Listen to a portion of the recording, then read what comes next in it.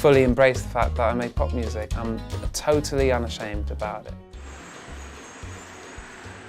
In February, I flew to Los Angeles to meet and interview Mika for the Observer Music Monthly. He was there recording his second album, the follow-up to Life in Cartoon Motion, which sold 6 million copies around the world. I went to the studio of producer Greg Wells and found this strange world that Mika had created. I wrote the first record and then I made it here in the same studio with Greg, and then I spent 2.5 years on the road. Then one day the tour was over and everyone just sat down and went, so we should come up with a plan for when you finish writing the album and when you finish recording it. And I was just sitting there and I was like, no way. No one ever counsels you for that bit. The famous horn player Jerry Hay was there with his crew, working on a song called Dr. John.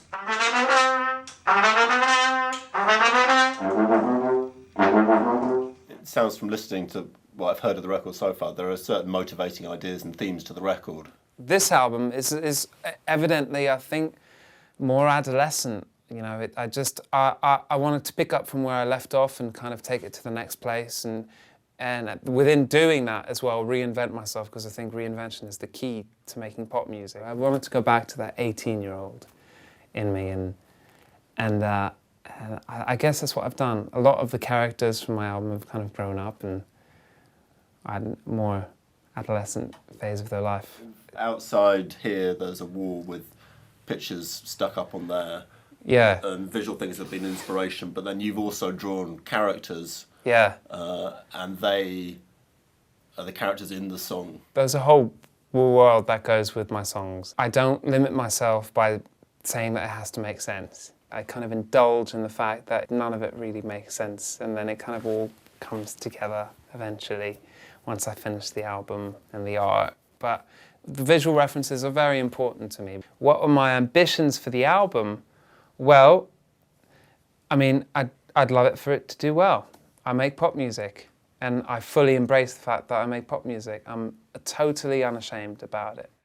In London, 3 months later, photographer Harry Borden shot Mika for our cover, with the help of Mika's sister and the theatre director, Ez Devlin.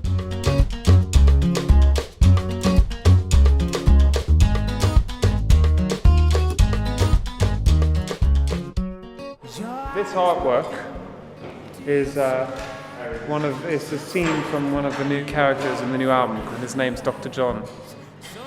This kind of medicine soothsayer, fixer of all problems and all evil.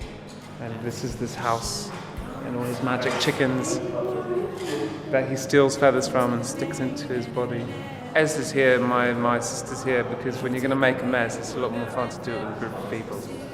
Oh, go ahead, Ez. How many times have you wanted to do this to the artists you work with? My sister Yasmin, who goes by the pen name DeWack, is the one who collaborates on all my artwork with me. So it's nice to take the people who make, you know, the artwork happen and then apply it to a photo shoot.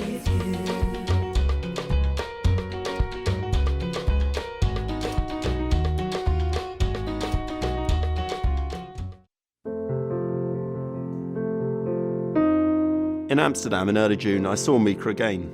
He was there to play a small gig in the famous Concertgebouw to mark the release of his new acoustic EP, which he's released as a limited edition, together with a book of specially commissioned illustrations. Lady Jane, the river saint, special yes, but lucky ain't. Lady Jane said she walked on water, but she never had a man to show.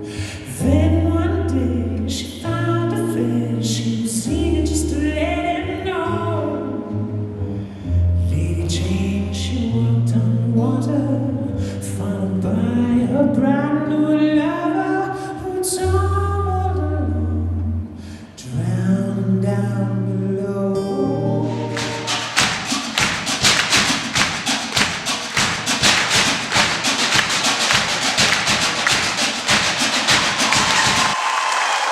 The show was great, and it provided a taste of Mika's full new album, which will be released in September. I spent almost 6 months dipping in and out of his world, and a very strange world it is. But it does feel to me that when the new record comes out, well, we might all find ourselves living in it.